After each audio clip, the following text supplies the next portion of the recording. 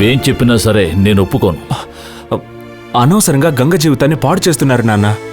రేయ్, గంగెంతో తెలివైందిరా. తనని చూసుకోవడం తనకి తెలుసు.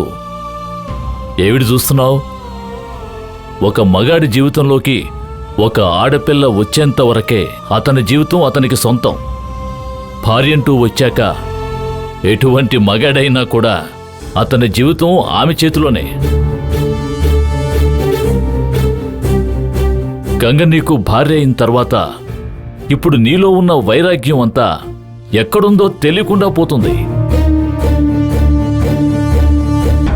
నీకు తెలియకుండానే తనకు తగిన భర్తగా నువ్వు మారిపోతావు.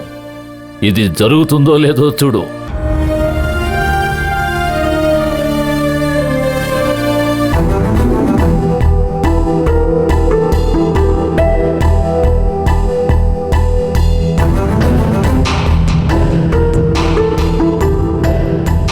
గంగ తనకి పెళ్లి వద్దని చెప్పడం వల్ల పెళ్లి ఆగిపోయిందని అందరూ అనుకునుంటారు.